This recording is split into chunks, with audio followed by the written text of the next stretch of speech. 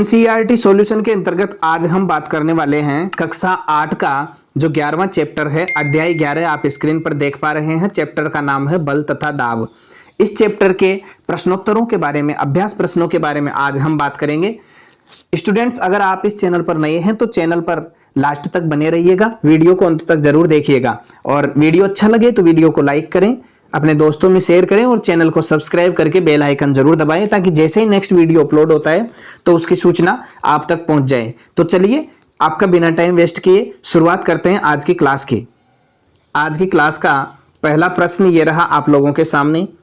धक्के या खिंचाव के द्वारा वस्तुओं की गति के अवस्था में परिवर्तन के दो उदाहरण आप लोगों को बताने हैं। धक्के या खिंचाव के द्वारा वस्तुओं की जो गति होती है उस गति की अवस्था में परिवर्तन कैसे होता है, उसके दो उदाहरण आप लोगों को बताने हैं। आंसर देखते हैं कि धक्के के कारण गति की अवस्था में परिवर्तन के उदाहरण कौन कौन से उदाहरण हैं, दो, उनके बारे में अपन बात करते हैं। पहला उदाहरण है कि धक्के के कारण, देखो पहले तो धक्के के कारण कर रहे हैं, फिर बाद में खिंचाव के कारण क्या देखेंगे अपन। तो धक्के के कारण में पहला है कि हॉकी के खिलाड़ी का गेंद पर प्रहार। हॉकी जब खेलते हैं तो हॉकी जो होती है उससे गेंद पर चोट मारते हैं अपन, तो हॉकी के खिलाड़ी द्वारा गेंद पर जब प्रहार किया जाता है तो वहां पर धक्के के कारण गति स्टार्ट होती है। पहला ये हो गया। दूसरा है कि किसी बच्चे का टायर चलाते हुए गति बढ़ाने के लिए टायर पर लकड़ी से प्रहार करना। बचपन में आप लोगों ने खूब किया होगा और अब भी करते होंगे, क्योंकि आप तो अभी 8th क्लास में ही है तो बचपना ही है। तो किसी बच्चे का टायर चलाते हुए, जब आप टायर चलाते हो तो उस पर लकड़ी की चोट मारते हो, लकड़ी से प्रहार करते हो तो उसकी गति बढ़ती है। तो ये भी किसका उदाहरण है? एक धक्के के कारण गति का उदाहरण है। खिंचाव के कारण गति की अगर अपन बात करें तो खिंचाव के कारण गति के कुछ उदाहरण आप लोगों को यहाँ पे दिख रहे हैं। दो ही उदाहरण पूछ रहे हैं कि कोई ऐसे रस्सी को ऊपर खींचना, तो अपन बल लगा रहे हैं, खींच रहे हैं, ठीक है, और धनुर्धर का तीर चलाना। देखिए जैसे ये धनुर्धर होता है, यहाँ तीर चलाता है, तो यहाँ जब ये कमान पर तीर लगा रहता है तो यहाँ से पकड़ के ये इसको और ये खींचता है इधर की तरफ, तो ये कमान ऐसे आ जाता है पीछे, ये जो डोरी होती है तन्नीती है पीछे आ जाती है, और फिर जैसे ही ये छोड़ता है ये गति करता है। तो यहाँ पर भी ये क्या कर रहा है? ये खींच रहा है, खिंचाव उत्पन्न हो रहा है। तो इस प्रकार ये पहला प्रश्न कंप्लीट होता है। बात करते हैं दूसरे प्रश्न की। दूसरा प्रश्न ये रहा आप लोगों के सामने। प्रश्न है कि ऐसे दो उदाहरण दीजिए जिनमें लगाए गए बल द्वारा वस्तु की आकृति में परिवर्तन हो जाए। कौन से ऐसे दो उदाहरण हैं जिनमें जैसे बल लगाते हैं तो वस्तु की आकृति में परिवर्तन हो जाता है? तो एक तो रबड़ बैंड खींचना। भाई रबड़ बैंड को जैसे अपन खींचते हैं वस्तु की आकृति में परिवर्तन हो जाता है। और रबड़ की गेंद को दोनों हाथों से दबाना। रबड़ की गेंद को जब अपन दोनों हाथों के बीच में लेकर दबाते हैं तो उस स्थिति में भी वो उसकी क्या होती है? आकृति परिवर्तित हो जाती है। तो दोनों ऐसे उदाहरण हो जाते हैं, ठीक है। चलिए नेक्स्ट पर बात करते हैं तीसरे प्रश्न की। तीसरा प्रश्न ये रहा आप लोगों के सामने। प्रश्न है कि निम्नलिखित कथनों में रिक्त स्थानों की पूर्ति कीजिए।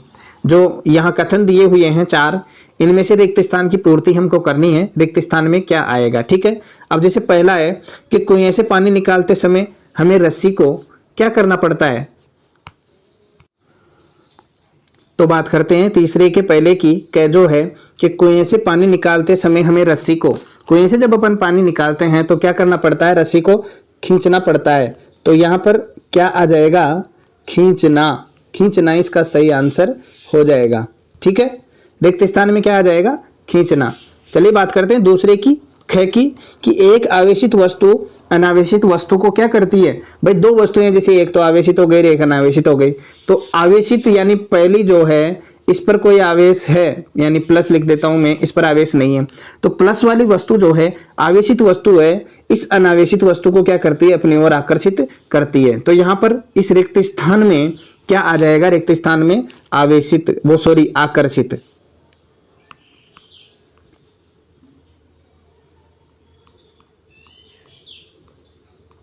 ये आकर्षित आ जाएगा यहाँ पे, ठीक है। चलिए बात करते हैं इसी के तीसरे की। तीसरा प्रश्न है कि सामान से लदी ट्रॉली को चलाने के लिए हम उसको क्या करना पड़ता है? धक्का देना पड़ता है। तो यहाँ पर मैं लिख देता हूं, ऊपर क्या लिखोगे इसमें? रिक्त स्थान में धक्का देना पड़ता है, ठीक है। चौथा देखते हैं, किसी चुंबक का उत्तरी ध्रुव दूसरे चुंबक के उत्तरी ध्रुव को, भाई दो चुंबक है, जैसे एक चुंबक का ये दूसरा चुंबक ये, अब ये इसका ये SN होता है, प्रश्न में किसी चुंबक का उत्तरी ध्रुव दूसरे चुंबक के उत्तरी ध्रुव को, और ये भी जैसे मान लो नॉर्थ है और ये साउथ है, अब ये क्या करेंगे, समान ध्रुव क्या करते हैं, आप लोगों ने पढ़ा होगा कि प्रतिकर्षित करते हैं। तो किसी चुंबक का उत्तरी ध्रुव दूसरे चुंबक के उत्तरी ध्रुव को क्या करेगा, प्रतिकर्षित करेगा। तो यहां तो आप लोगों ने आकर्षित लिखा था, यहां लिख देना प्रतिकर्षित। तो यहां पर क्या आ जाएगा, चौथे में आ जाएगा आपके पास में प्रतिकर्षित। ठीक है, प्रतिकर्षित लिख दीजिएगा। इस प्रकार ये जो तीसरा प्रश्न है इसके चारों प्रश्न कंप्लीट हो जाते हैं और आंसर आप लोग यहां पे अब देख लीजिएगा। ठीक है, चलते हैं, बात करते हैं नेक्स्ट क्वेश्चन की। चौथा प्रश्न ये रहा आप लोगों के सामने।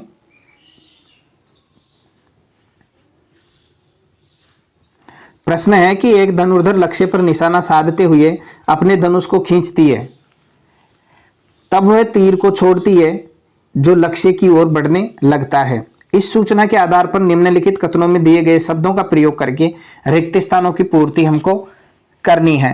देखिए यहाँ पर कुछ बलों के नाम लिखे हुए हैं, जैसे पेशीय बल, संपर्क बल, असंपर्क बल, गुरुत्व बल, घर्षण बल, आकृति और आकर्षण।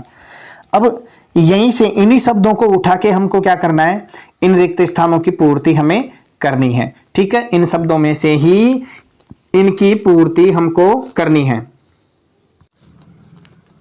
देखते हैं एक एक को।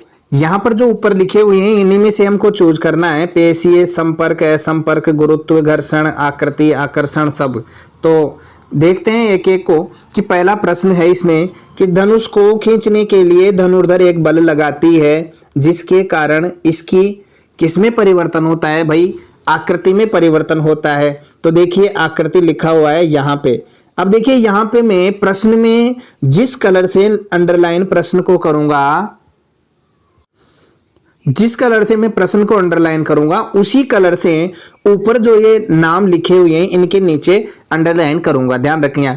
तो वहां से ही उठा के उसको यहां डाल दीजिएगा। अब जैसे देखिए कि धनुष को खींचने के लिए धनुर्धर जैसे बल लगाती है उसके कारण इसके में परिवर्तन हो जाता है। किसमें परिवर्तन होता है, तो आकृति में परिवर्तन होता है। तो यहां पर मैंने सेम कलर से अंडरलाइन किया है, तो यहां से इसको आप यहां लिख दीजिएगा। ठीक है, चलते हैं दूसरे प्रश्न की तरफ। इसी का दूसरा है कि धनुष को खींचने के लिए धनुर्धर द्वारा लगाया गया बल का उदाहरण है। कौन से बल का उदाहरण है, धनुर्धर जब धनुष को खींचने के लिए बल लगाता है तो वहां पर कौन से बल का उदाहरण है ये, तो ध्यान दीजिए पेशीय बल का उदाहरण है। यहां लिखा हुआ है पेशीय, यहां से उठा के इसको यहां लिख दीजिएगा।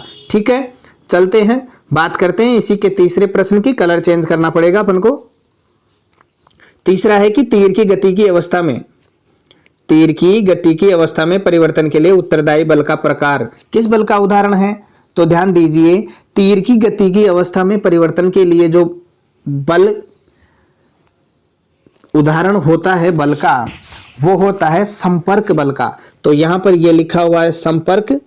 ठीक है, ये अंडरलाइन मैंने कर दिया, यहां से उठा के इसको यहां पर डाल दीजिएगा। ठीक है, संपर्क को यहां से उठाओ और यहां लिख दो। तो चलो देखते हैं नेक्स्ट क्वेश्चन को। अगला प्रश्न चौथा है कि जब तीर लक्ष्य की ओर गति करता है तो इस पर लगने वाले बल, अब यहाँ दो रिक्त स्थान है, तथा वायु के कारण होते हैं। तो ध्यान दीजिए कि जब तीर लक्ष्य की ओर गति करता है तो इस पर लगने वाला जो बल होता है गुरुत्व।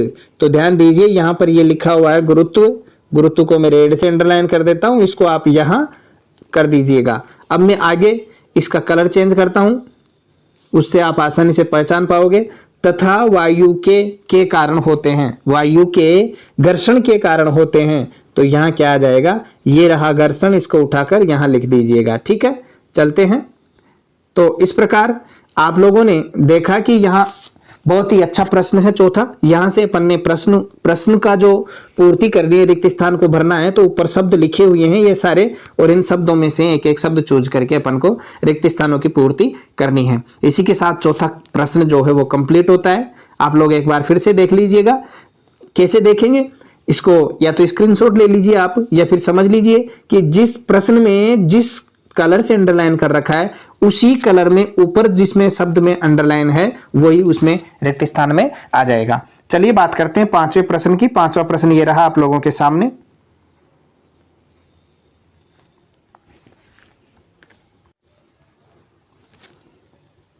भाई पांचवा प्रश्न है कि निम्न स्थितियों में बल लगाने वाले कारक तथा जिस वस्तु पर बल लग रहा है उसको पहचानिए और प्रत्येक स्थिति में जिस रूप में बल का प्रभाव दिखाई दे रहा है उसमें भी उसे भी अपन को बताना है।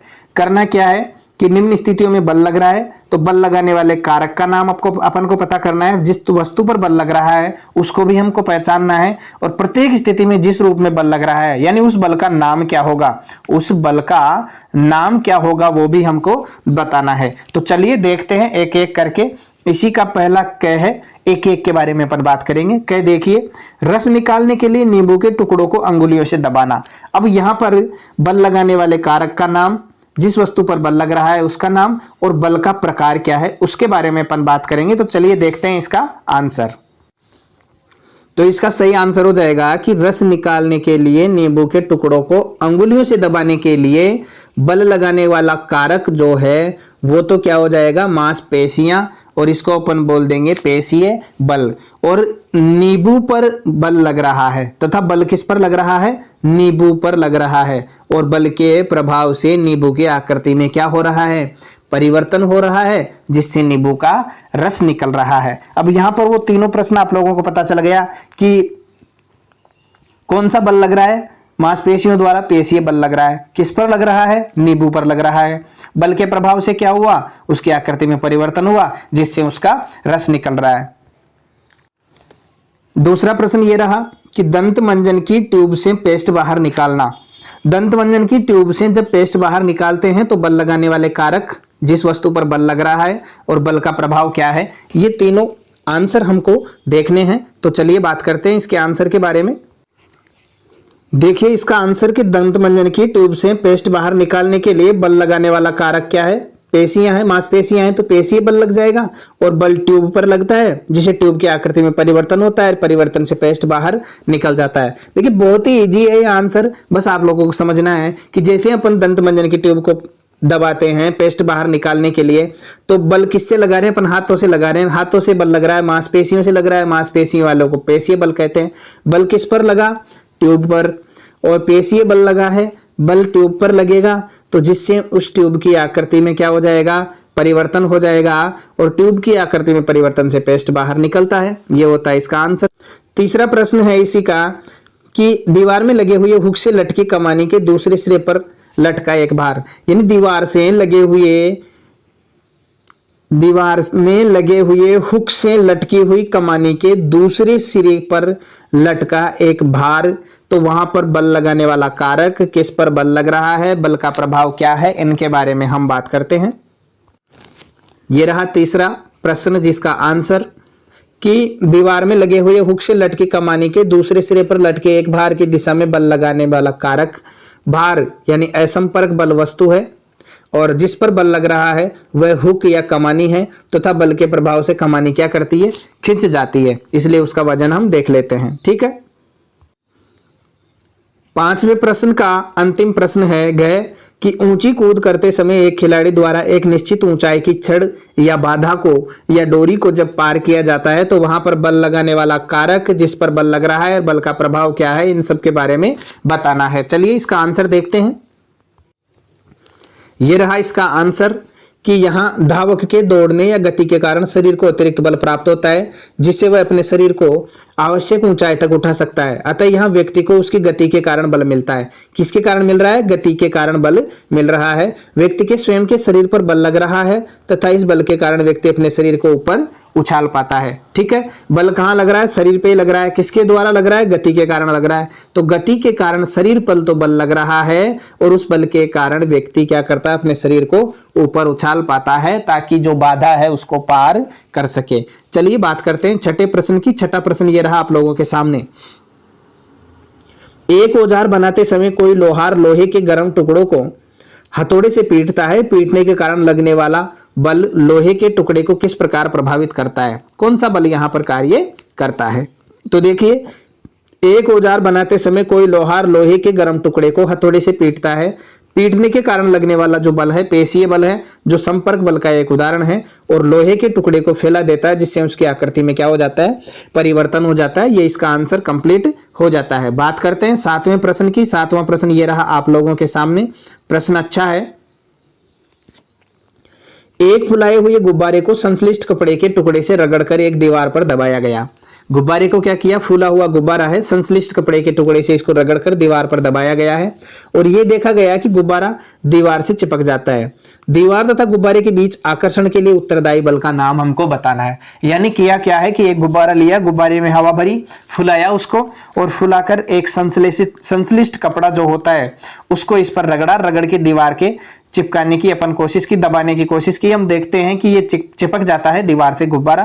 तो गुब्बारे और दीवार के बीच में जो आकर्षण बल कार्य कर रहा है, आकर्षण के लिए उत्तरदायी बल जो है वो कौन सा है? तो ध्यान दीजिए, एक फुलाए हुए गुब्बारे को संश्लिष्ट कपड़े के टुकड़े से रगड़कर एक दीवार पर यदि दबाया जाता है तो वह दीवार से चिपक जाता है। इस दिशा में दीवार तथा गुब्बारे के बीच आकर्षण के लिए उत्तरदायी बल जो होता है स्थिर वैद्युत आकर्षण बल। ध्यान दीजिएगा, स्थिर वैद्युत बल असंपर्क बल है। ठीक है, बात करते हैं 8वें प्रश्न की। 8वां प्रश्न ये रहा आप लोगों के सामने, कलर चेंज कर लेते हैं। आप अपने हाथ में पानी से भरी एक प्लास्टिक की बाल्टी लटकाए हुए हैं और बाल्टी पर लगने वाले बलों के नाम हमको बताना है। तो ध्यान दीजिए, विचार विमर्श करना है कि बाल्टी पर लगने वाले बलों द्वारा इसकी गति की अवस्था में परिवर्तन क्यों नहीं होता है। जब गति करते हैं तो उसकी अवस्था परिवर्तित क्यों नहीं होती। आंसर हो जाएगा इसका कि यदि हम अपने हाथ में पानी से भरी एक प्लास्टिक की बाल्टी लटकाए हुए हैं तो बाल्टी पर लगने वाले बलों के नाम ये हैं, एक तो गुरुत्व बल और एक तनाव बल। भाई बाल्टी पर लगने वाले बलों द्वारा इसकी गति की अवस्था में परिवर्तन इसलिए नहीं आता है क्योंकि इस दिशा में लगने वाला कुल नेट बल जिसको अपन बोलते हैं, नेट फोर्स या कुल बल जिसको अपन बोलते हैं, वह क्या होता है, शून्य होता है, इसीलिए उस पर कोई प्रभाव नहीं पड़ता है। ठीक है, ये ध्यान दीजिए कि जैसे प्लास्टिक की बाल्टी में पानी लेके अपन हाथ में लटकाते हैं तो वहां दो बल कार्य करते हैं, एक तो गुरुत्व बल कार्य करता है, एक तनाव बल कार्य करता है, टेंशन फोर्स, ग्रेविटेशनल फोर्स। चलिए बात करते हैं 9वें प्रश्न की। 9वां प्रश्न ये रहा आप लोगों के सामने।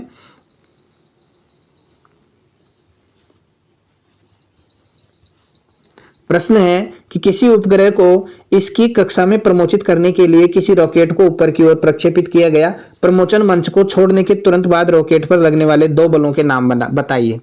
भाई किया क्या है कि किसी उपग्रह को इसकी कक्षा में प्रमोचित करने के लिए रॉकेट को ऊपर की ओर प्रक्षेपित किया गया। रॉकेट कहां जाएगा, ऊपर की ओर प्रक्षेपित होगा और प्रमोचन मंच को छोड़ने के तुरंत बाद रॉकेट पर लगने वाले दो बलों के नाम हमको बताने हैं कि वहां पर उस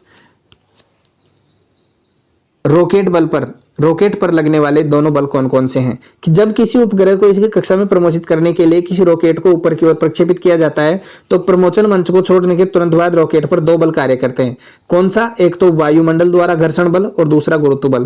भाई गुरुत्व बल भी लगता है जो वस्तुओं को नीचे की ओर खींचने की कोशिश करता है और वायुमंडल द्वारा घर्षण बल भी लगता है जो उसकी गति को कम करता है। तो यहाँ पर दोनों ही बल कार्य कर रहे हैं। ठीक है, एक तो वायुमंडल द्वारा घर्षण बल और दूसरा गुरुत्व बल। चलिए बात करते हैं नेक्स्ट क्वेश्चन की। देखिए 10वां प्रश्न जो है आज की क्लास का अंतिम प्रश्न है और बहुत ही अच्छा प्रश्न है। प्रश्न है कि जब किसी ड्रॉपर के चंचू नोजल जो होता है उसको पानी में रखकर इसके बल्ब को दबाते हैं तो ड्रॉपर की वायु बुलबुले के रूप में बाहर निकलती हुई दिखलाई देती है और बल्ब पर से दाब हटा लेने पर ड्रॉपर में पानी भर जाता है। ड्रॉपर में पानी के चढ़ने का कारण क्या होता है? ध्यान दीजिए, बहुत ही अच्छा प्रश्न है। प्रश्न बहुत अच्छा है कि जब किसी ड्रॉपर के चंचू नोजल जो होता है उसको पानी में रखकर इसके बल्ब को हम दबाते हैं। बल्ब को दबाने पर क्या होता है, ड्रॉपर की वायु तो बुलबुलों के रूप में बाहर निकल जाती है और निकलती हुई दिखाई देती है। बल्ब पर से दाब हटा लेने पर ड्रॉपर में पानी भर जाता है। तो ड्रॉपर में पानी चढ़ने का कारण क्या है?